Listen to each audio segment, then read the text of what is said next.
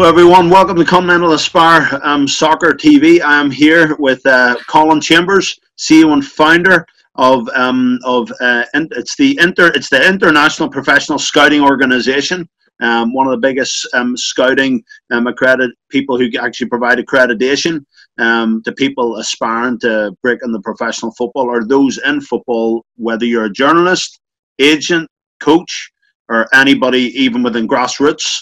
All the way up to people that have been in the game for a long time. Colin, welcome to the show.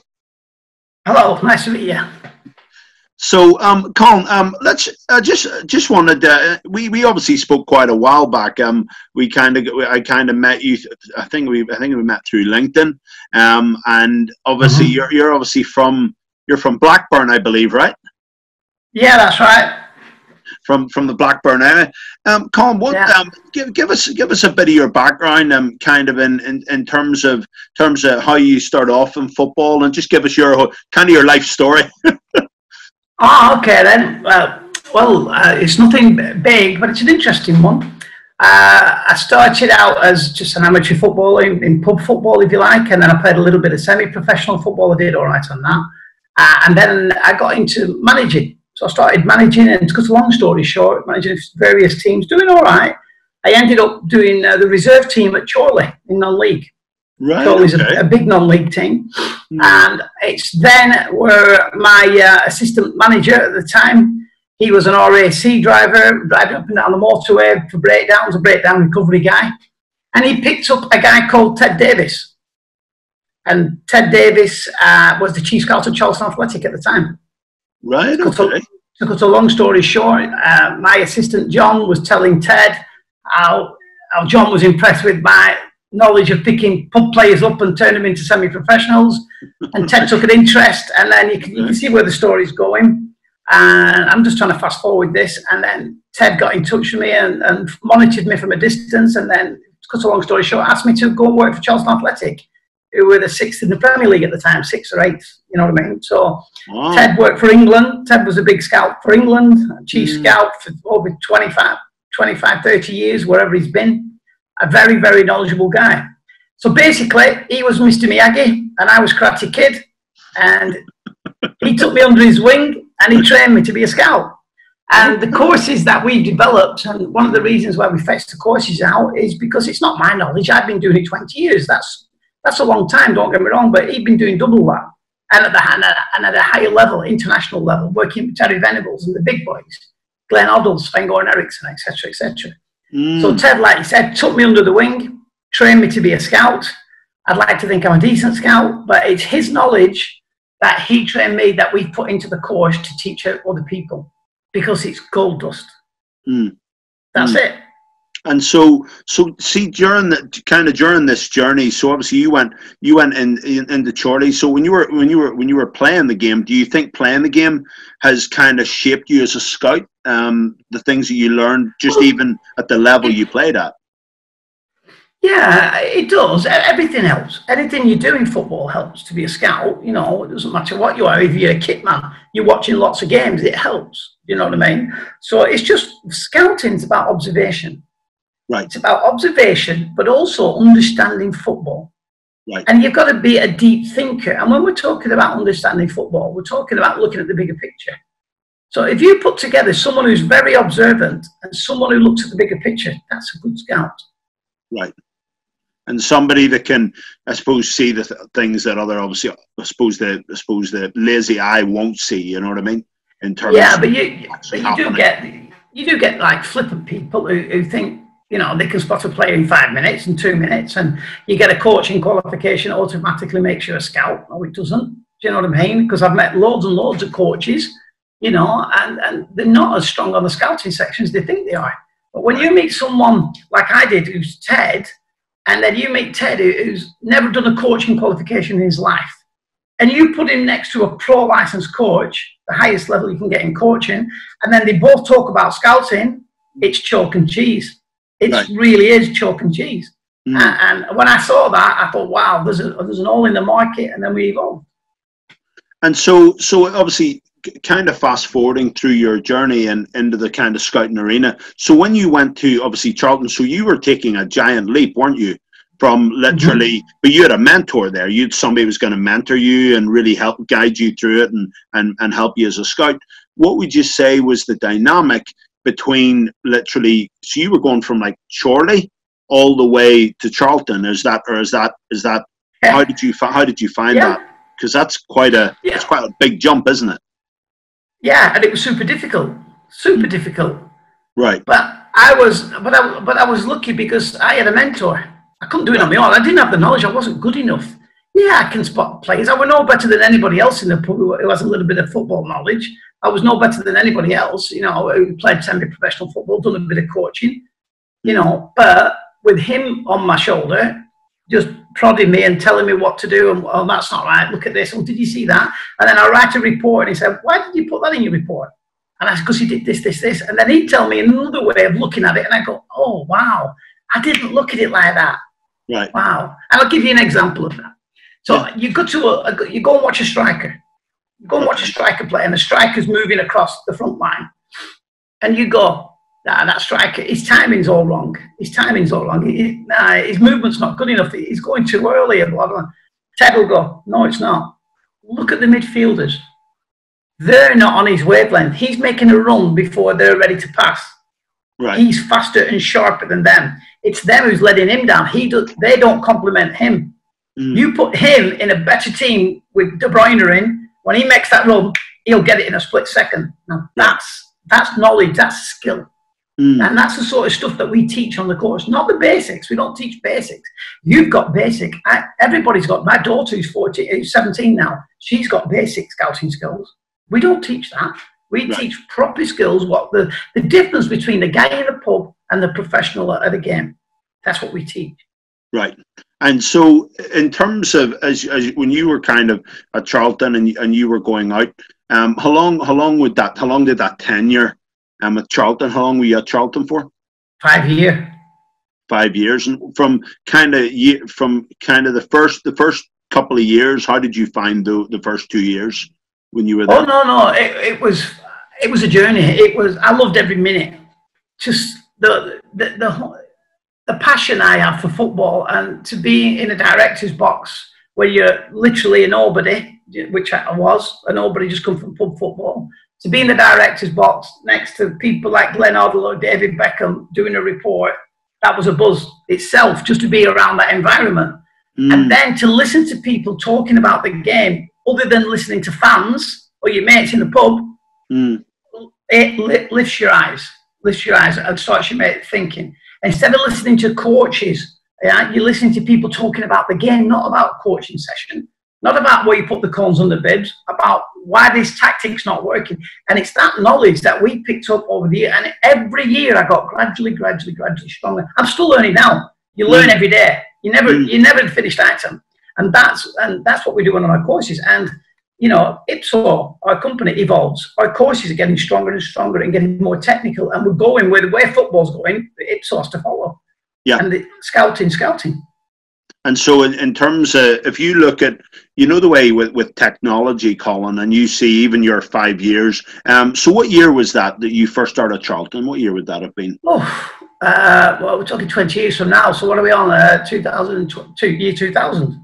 Right, so from 2000 to 2005, if you look at technology, which started to come around 2008, kind of onwards, you start to see more. Yeah, 2005. When I started, we were still doing handwritten reports. Right. Yeah, and then I think it was about 3 years later when we were doing computer reports.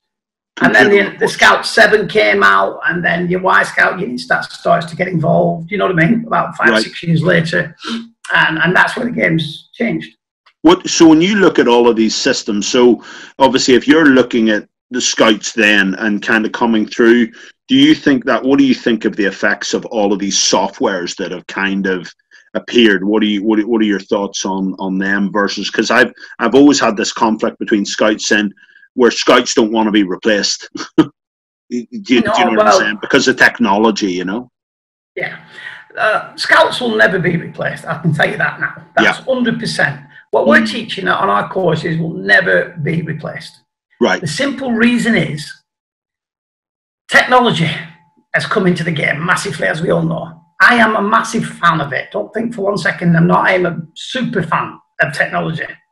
But when you've got all this technology and you're looking at videos, you don't have to go to a game now. You can sit at home and put a wide-angle lens video on. You can see all the players clear. You still need the knowledge to know what to look for within a player, in the body language, the shape, the positional player. All that will never change.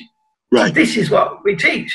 But you've got to marry that up with the statistical side of it. The problem we've got in today's football, it's probably going a little bit too statistical, and there's not enough people at the top listening to the experienced guys, you know, the men on the ground, the scout with the pen and paper. You've got to balance that, because experience counts. You can't just go, oh, he's had 30 shots in a game and he's only had 20 shots in a game, so he's a better striker. Right. He scored 20 goals, he scored 15 goals this year, he's a better striker. No, it doesn't work like that. There's so many things about it, because it could be the team he's playing in, the partner he's playing alongside, the shape they're playing, the opponents. There's so many things that can make that untrue. Right, right. That's where we come in, because we would see that and we would balance it. So just to cut a long story short, to answer your question is, you might look at 3 strikers and 2 of them's got 30 goals a season, but one's got 20. Right. You might go for the 21, because the other 2 don't suit the system, they don't suit the style, the characters don't match the club. There's loads of reasons.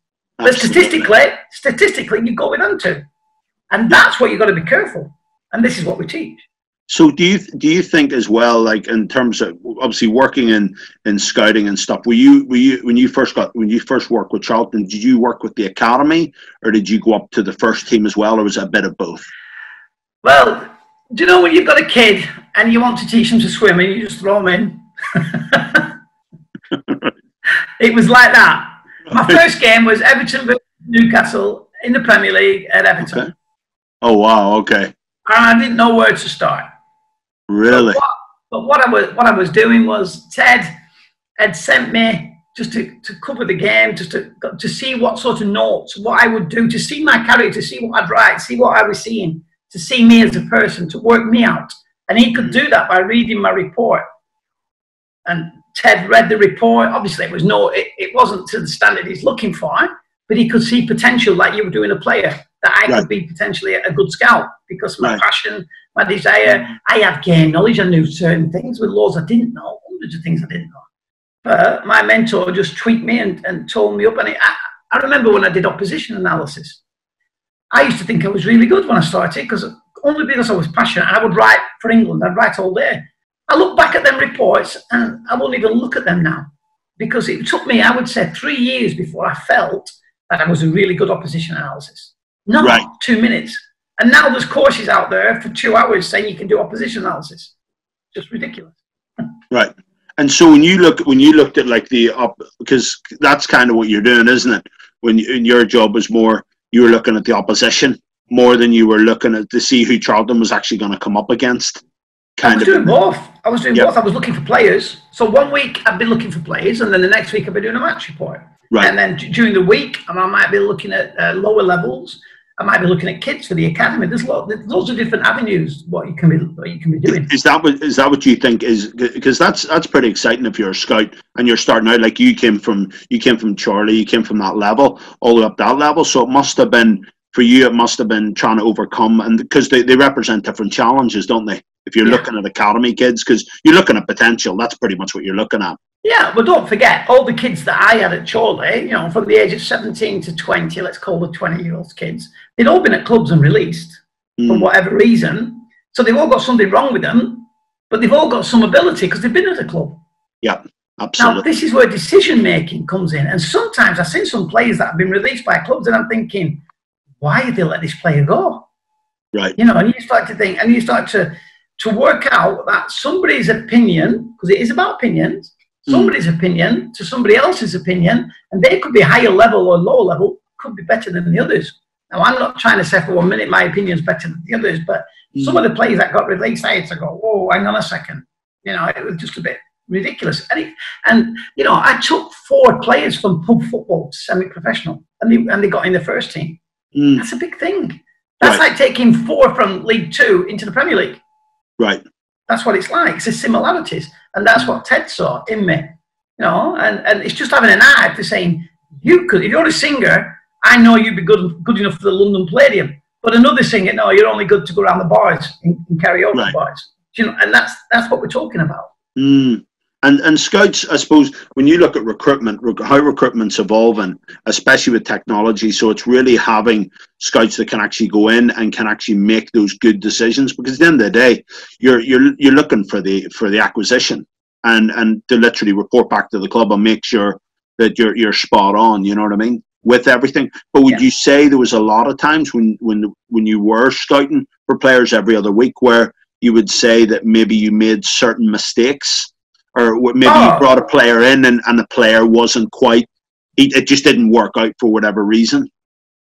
Well, we wouldn't fetch the players in because that wasn't our call. That was the people above, the decision makers. This is the big problem. This is the big problem in football, right? I'll answer the question in a second, but the big problem in football, you've got all these clubs with fantastic scouting networks, fantastic tools to use, etc.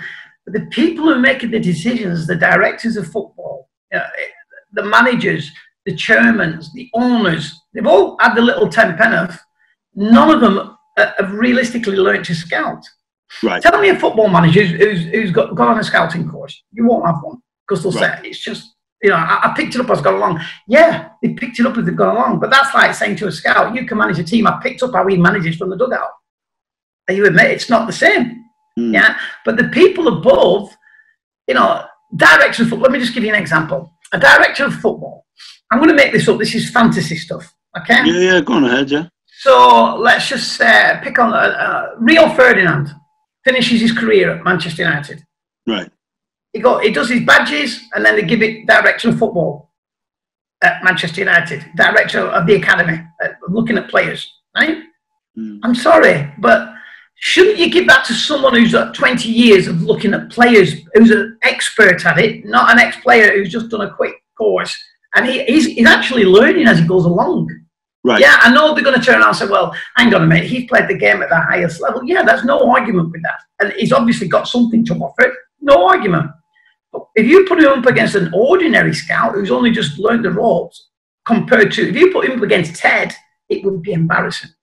Because Ted would get all the players because of his knowledge. Now, this is why these scouts are worth the weight in gold. You've only got to look at the Leicester City chief scout, Steve Walsh. He moved to Everton. Nobody knows what for, but I'm sure it was a substantial amount of money because he was a specialist in his thing. Right. Everton wouldn't go and give the job, I don't know, to Duncan Ferguson because Duncan Ferguson's the coach because he's not an expert at scouting. This guy is, and proven. Right. That's how it should be. That's how it should be. But there's many times it isn't. You know, what do you call it? Arsenal bought the chief scout from, I think it was Borussia Dortmund for £1 million a few years back. Wow. People don't know these.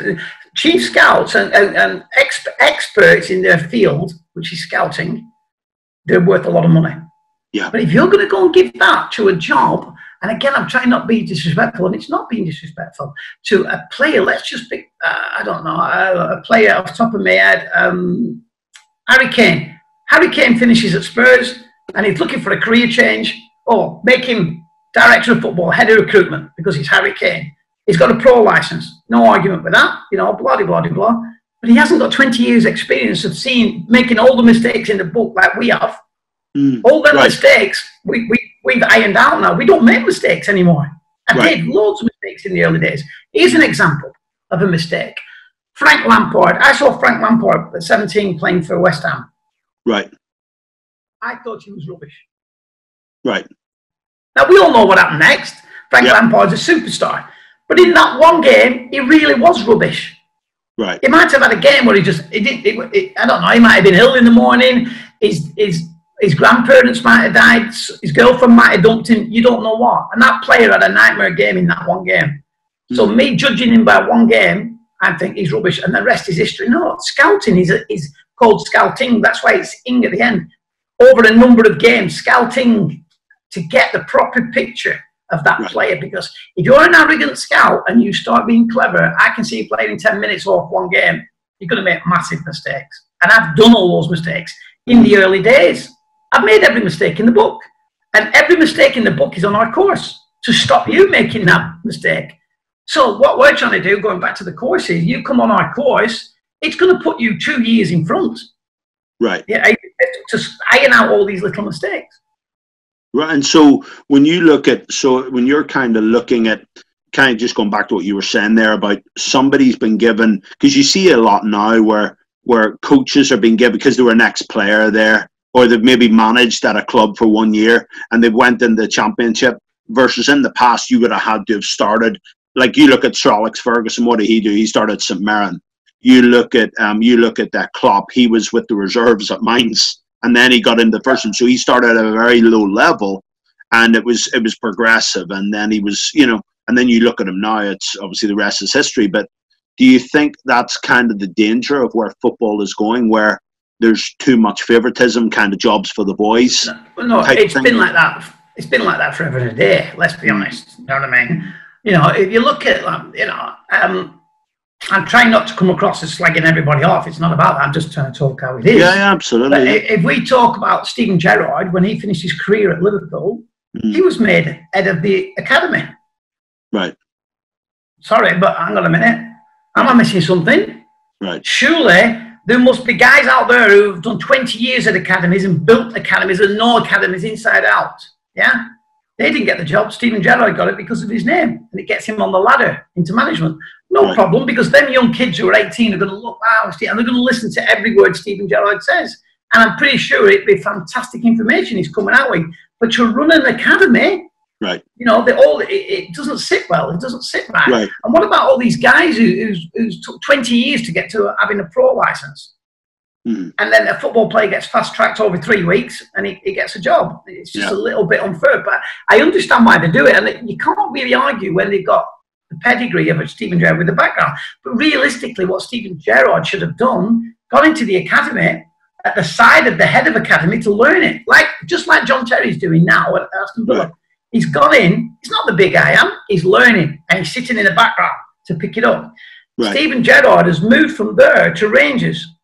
Yeah, Steven Gerrard, has done. He's done a fantastic job at Rangers. But to be fair to Gerrard, right, he did a fantastic job at Liverpool Academy. He implemented certain things that made a difference to the academy.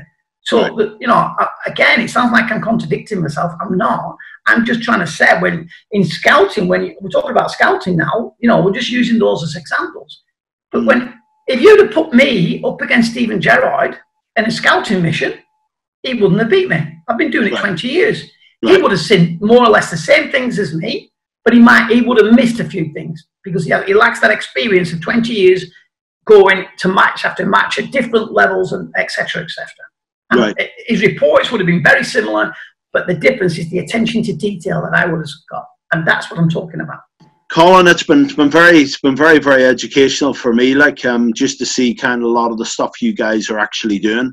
And I think for everybody else, just to come and learn all about recruitment and some of the myths that are out there. For anybody who wants to come and learn more, they can come and they can register for IPSO. So if they come and book now, you guys will just come back to them. Is that right? You guys just send them an email?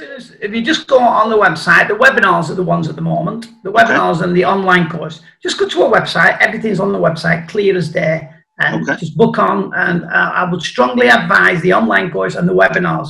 The webinars are a fantastic look. If you've enjoyed this conversation, what we've just had, we've talked about a lot of things. Imagine what the webinars are like when we're going to be showing you loads of tips and skills, and that's just like a drip feed to the courses. Okay. Yeah, and I think that's definitely going to be the key. And I think, like I said, it's a learning curve. Everything's a learning curve. So everyone, like I say, thank you for joining me and Colin this afternoon. And any comments, and then any comments you want to leave for Colin, just let us know, and then we'll kindly pass them on to him. Or if you want to get in touch with Colin, you can reach him on LinkedIn at Colin Chambers, or type in IPSO, and then obviously just go to Facebook also, where you'll also find IPSO as well. And but thank you very much, and have a great day.